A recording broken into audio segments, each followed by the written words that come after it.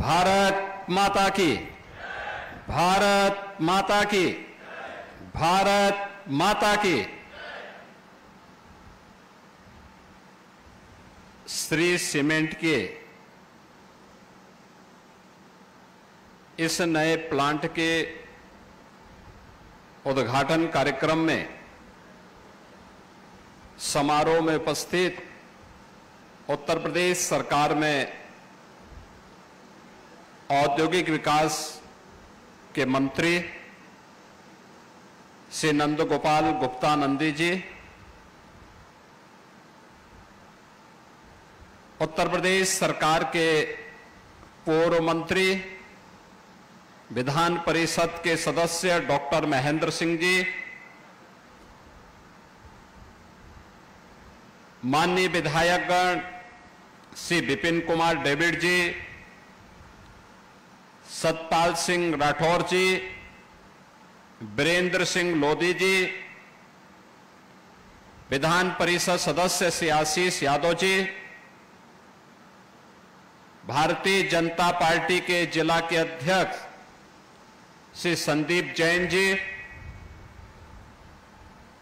Shri cement के chairman Shri Harimohan बांगुर जी, managing director Shri Neeraj Akhouri जी, आज के इस कार्यक्रम में श्री सीमेंट से जुड़े हुए सभी पदाधिकारीगण, एटा के सभी मेरे उपस्थित बहनों और भाइयों, एटा को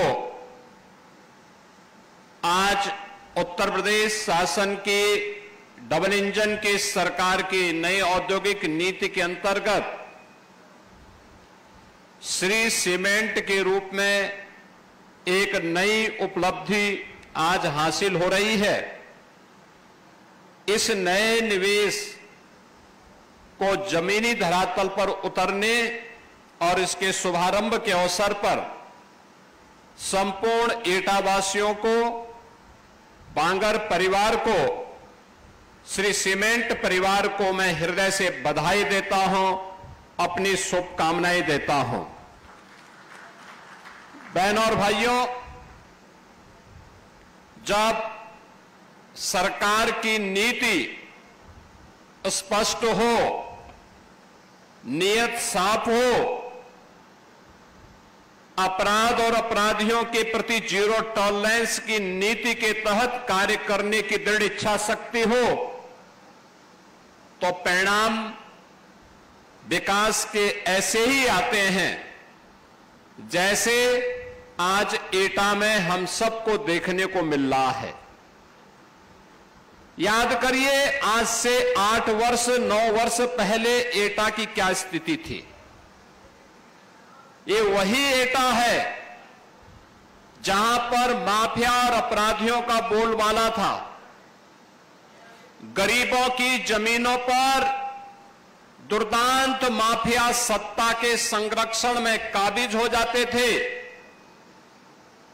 एक गरीब की कोई सुनवाई नहीं होती थी। जब उसकी स्वयं की संपत्ति सुरक्षित नहीं है तो वह सरकार उसके लिए, विकास के लिए, उसके कल्याण के लिए कोई अन्य कार्य क्या करेगी। और यही होता था यहां पे। लेकिन अब एटा की पहचान न केवल इस प्रकार के बेहतरीन कानून व्यवस्था के माध्यम से, जहां अपराध और अपराधियों के प्रति जीरो टॉलरेंस की नीति के तहत कार्य करने की दृढ़ इच्छा शक्ति है, वहीं इसके परिणाम भी हम सबके सामने हैं। परिणाम है, आज यहां पे सरकार के स्तर पर थर्मल पावर का प्लांट स्थापित होता है। यही बगल में जवाहरपुर का यह प्लांट इस बात की घोषणा कर रहा है, जिससे लगभग 1500 मेगावाट का विद्युत उत्पादन हो रहा है। और विद्युत उत्पादन के साथ यहां पे लोगों को स्वच्छ और सुंदर वातावरण मिल सके, उसका फ्लाई ऐश का बेहतरीन उपयोग हो, इसके लिए श्री सीमेंट परिवार ने उसी के बगल में यह श्री सीमेंट के नए प्लांट के लिए लगभग 750 करोड़ रुपए के यह प्लांट यहां पर स्थापित किया है। आप देख रहे होंगे दोनों में निवेश लगा है, एक में सरकार ने निवेश किया है, एक में बांगर परिवार ने श्री सीमेंट के मां के प्लांट के लिए निवेश किया है। दोनों में रोजगार भी उत्पन्न हो रहा है, प्रत्यक्ष भी और अप्रत्यक्ष रूप में भी। आप देख सकते हैं कि यह जो श्री सीमेंट का प्लांट यहां पर स्थापित हुआ है, प्लांट एक है, लेकिन इसके माध्यम से प्रत्यक्ष रूप से 500 लोगों को यहां पर कार्य मिला है। 3000 से अधिक लोगों को अप्रत्यक्ष रूप से कार्य मिला है। कोई ट्रक के लिए, कोई ट्रक में सहयोग करने के लिए,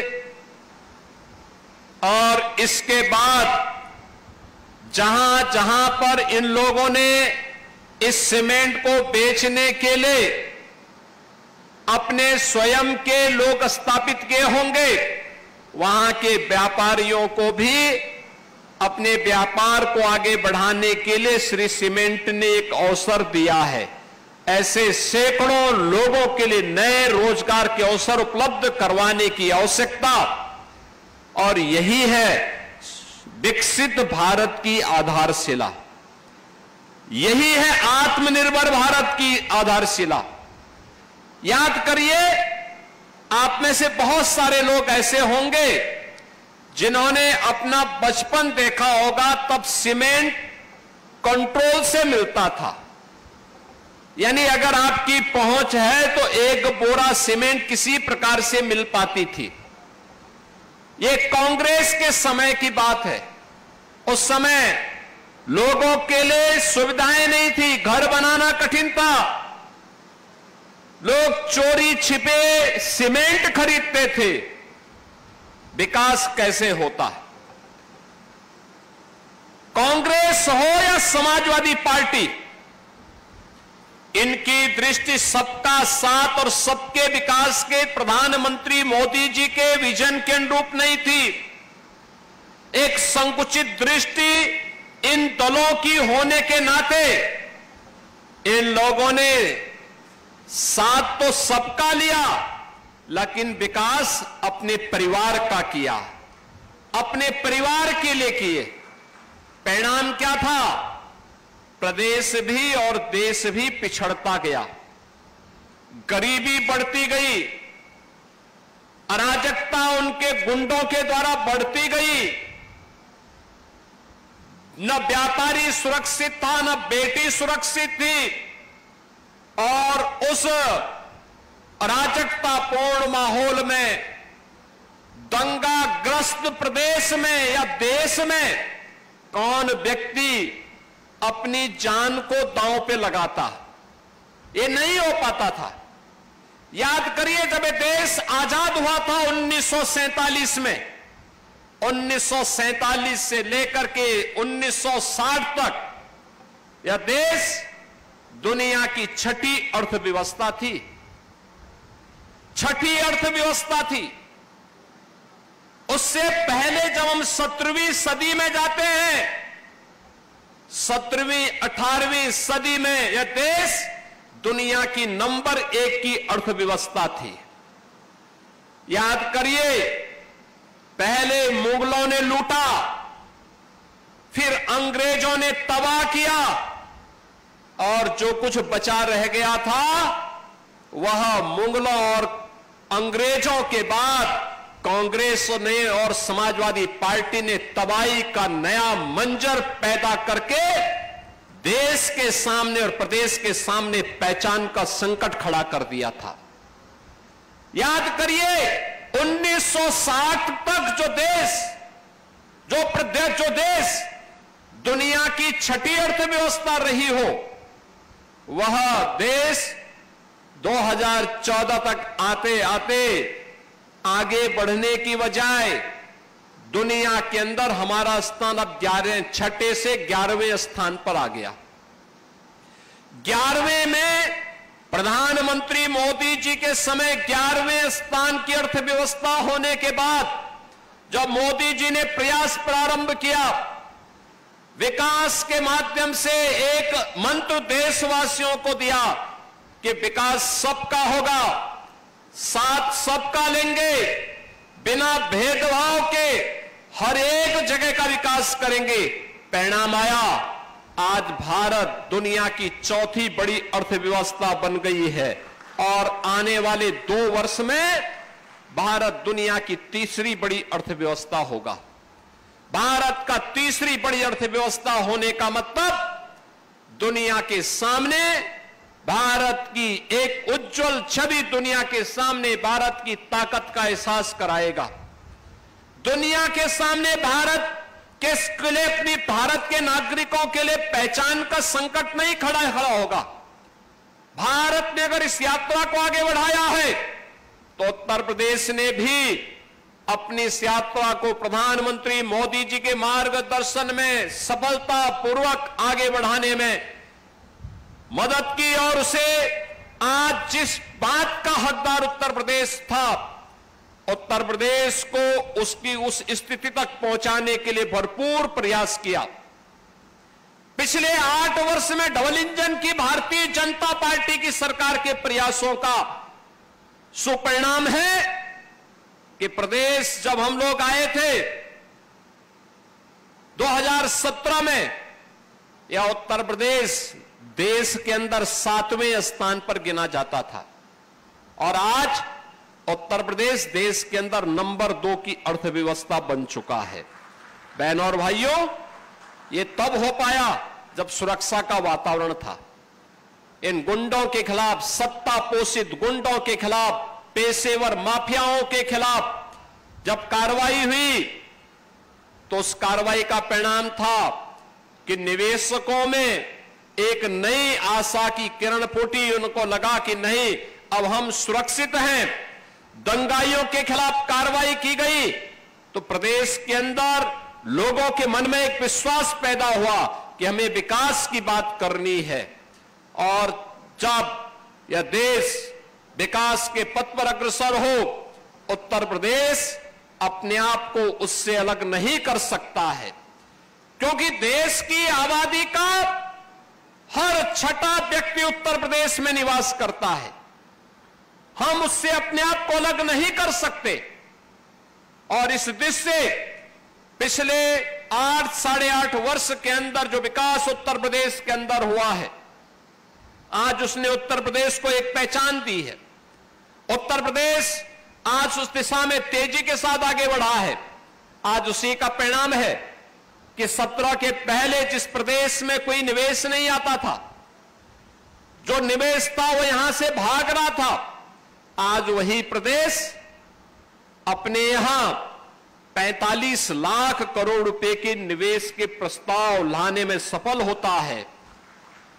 अपनी सेक्टोरियल पॉलिसीज के माध्यम से, अपनी शुद्ध नियत के माध्यम से उनमें से अब तक 15 लाख करोड़ रुपए के निवेश के प्रस्ताव को जमीनी धरातल पर उतारने में सफल होता है और उसके माध्यम से 60 लाख नौजवानों के लिए नौकरी के अवसर भी उपलब्ध करवाता है। अनुमान कर लीजिए कि अगर एक श्री सीमेंट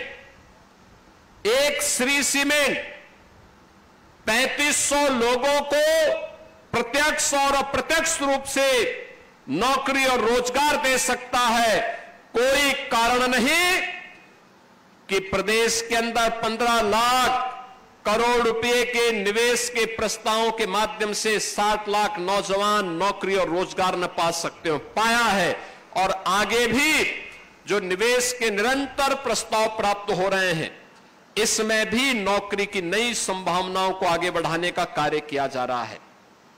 बहनों और भाइयों, हमें निवेश के इस कार्यक्रम को मजबूती के साथ आगे बढ़ाना होगा। और मैं इस बात के लिए हृदय से धन्यवाद दूंगा उत्तर प्रदेश की जनता जनार्दन को, जिनका आशीर्वाद इस सकारात्मक माहौल में बराबर ये डबल इंजन सरकार के साथ बना रहा, लगातार बना रहा। और उसी अभियान के साथ आपको जोड़ने के लिए ये केवल एक यूनिट का उद्घाटन नहीं, एक प्लांट का उद्घाटन नहीं, श्री सीमेंट हमारे साथ हमारा पुराना उत्तर प्रदेश सरकार का सहयोगी है, जो प्रदेश के अंदर निवेश करने के लिए उत्सुकता दिखाई है। बुलंदशहर के बाद एटा में और पावर रिन्यूएबल एनर्जी के लिए चित्रकूट में भी उन्होंने 40 मेगावाट का अपना प्लांट वहां स्थापित किया है। हमने प्लांट के लिए उन्हें सुविधा उपलब्ध करवाई है कि एक आपको हम ओपन एक्सेस की सुविधा देंगे कि आप पावर वहां जनरेट करिए और खर्च यहां कर लीजिए, हम आपको यह सुविधा उपलब्ध करवाते हैं। परिणाम है कि उनके द्वारा जो ग्रीन एनर्जी वहां बनाई जा रही है, सोलर पावर वहां तैयार की जा रही है, उसका उपयोग करने की सुविधा उन्हें इस प्लांट में यहां उपलब्ध करवाई जा रही है। यह सरकार की नीति का परिणाम है कि सरकार ने यह सुविधा उन्हें दी है, सरकार ने उन्हें हर प्रकार से सुरक्षा के साथ जोड़ा है। और प्रदेश में जब इस प्रकार का माहौल बनता है तो उस प्रदेश के युवाओं को फिर यहां से पलायन नहीं करना होता है। उस प्रदेश के लोगों को, नौजवानों को नौकरी के लिए देश और दुनिया के सामने नहीं जाना होता है। आज सरकार के स्तर पर भी नौकरी दी जा रही है। अभी हाल ही में आपने देखा होगा उत्तर प्रदेश पुलिस बल में हमने 60,244 पुलिस की भर्ती की। एटा के भी तमाम नौजवान भर्ती हुए।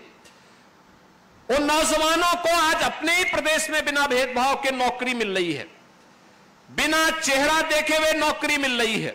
अगर योग्य है उसको प्रदेश में नौकरी मिलेगी, योग्य है वह सरकारी नौकरी पाएगा, योग्य है निजी क्षेत्र में अच्छे पैकेज के साथ नौकरी पाएगा, योग्य है उसको सरकार तमाम प्रकार की सुविधाएं देकर के स्वयं का उद्यम स्थापित करने के लिए प्रेरित कर रहा है। मुख्यमंत्री युवा उद्यमी स्कीम अभी हम लोगों ने लागू की है। मुख्यमंत्री युवा उद्यमी स्कीम के माध्यम से अब तक उत्तर प्रदेश में जनवरी से लेकर के अब तक 70,000 नौजवानों को हम लोगों ने ब्याज फ्री और गारंटी मुक्त ऋण की सुविधा उपलब्ध दिया है और मार्जिन मनी भी उपलब्ध करवाने का काम किया है, जिसके माध्यम से उनके द्वारा निवेश के कार्यक्रम को, नए उद्यम स्थापित करने की दिशा में वे लोग आगे बढ़े हैं। आज एटा की पहचान जब पावर प्लांट से, नए सीमेंट के प्लांट से और अपनी परंपरागत उद्यम यहां के वन डिस्ट्रिक्ट वन प्रोडक्ट के माध्यम से जलेसर के घुंघरू और घंटे से हो रही है। हर मंदिर में, हर देव स्थान में जब कोई व्यक्ति किसी देव उपासना के लिए कोई घंटी बजाता है, कोई घुंघरू किसी संगीत के महफिल में बजाता है या किसी मंदिर में कोई घंटा बजाता है, तो हर व्यक्ति का स्मरण हो पाता है कि मैं एटा से है और जलेसर से है। जलेसर की पहचान और एटा को एक नई पहचान मिलती है। यानी आपके बगैर देव मंदिर की पूजा भी अधूरी और आपके बगैर किसी संगीत और कला की महफिल भी अधूरी रह जाएगी। और इसलिए बहनों और भाइयों, आज उत्तर प्रदेश की इस यात्रा को प्रधानमंत्री जी ने 2047 में विकसित भारत की बात देशवासियों से कही है। 2047 में विकसित भारत होगा, तो विकसित भारत जब होगा तब उत्तर प्रदेश कैसा होगा, उसके लिए उत्तर प्रदेश को भी विकसित करना होगा। विकसित भारत का विकसित उत्तर प्रदेश, इसके पूरे रोड मैप पर अभी आपने देखा होगा उत्तर प्रदेश के विधानमंडल में, विधानसभा और विधान परिषद में 24 घंटे लगातार बहस चली है। हमने उसके सेक्टर तय किए हैं, उसके थीम तय की है और बहुत शीघ्र हर जनपद में हम उन विद्वानों को भेज रहे हैं जो यहां के युवाओं को अलग अलग सेक्टर के अनुरूप तैयार करके एक विकसित भारत के विकसित उत्तर प्रदेश के लिए जनता जनार्दन के सुझाव को लेकर के फिर अपनी कार्य योजना को पूरी प्रभावी ढंग से आगे बढ़ाने में मदद करने का आह्वान करेगी। और आज इसी दिशा से मैं यहां पर उपस्थित हुआ हूं।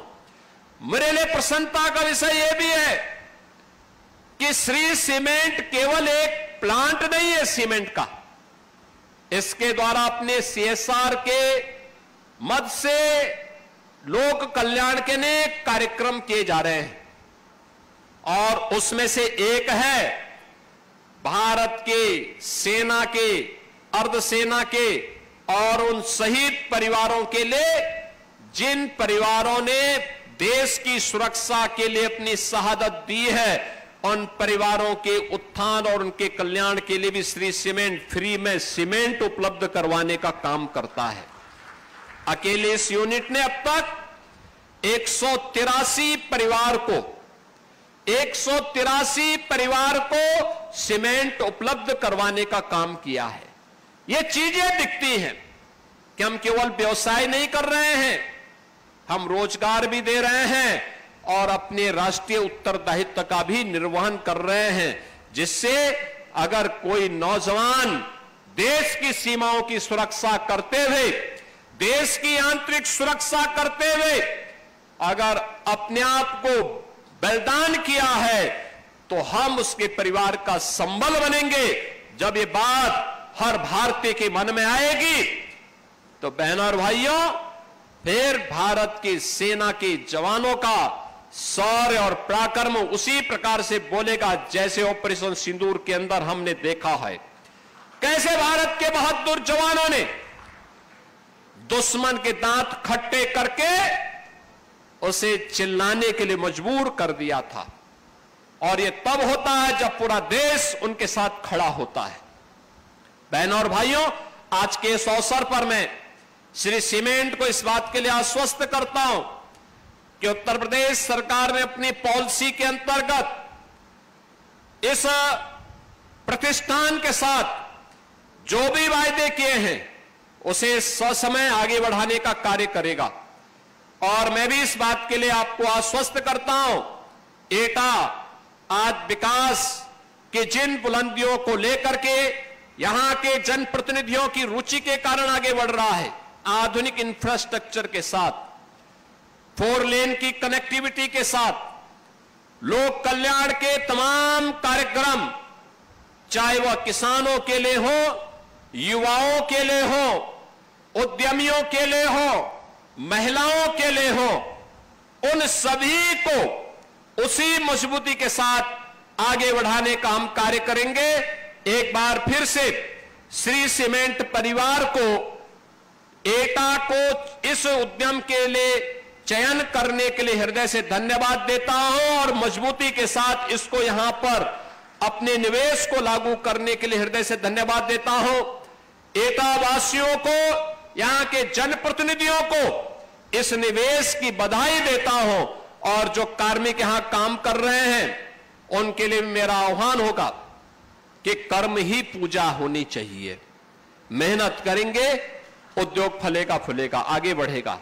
उद्योग फलेगा फूलेगा तो एक कर्मचारी, एक व्यक्ति नहीं होता है, वो एक परिवार होता है। परिवार, उस पूरे परिवार के जीवन में भी खुशहाली आएगी और हमें उसी कर्म को जीवन का हिस्सा बना करके, जीवन की पूजा का हिस्सा बना करके आगे बढ़ना चाहिए। आप सबको इस अवसर पर मैं अपनी मंगल में शुभकामनाएं देता हूं। धन्यवाद। जय हिंद।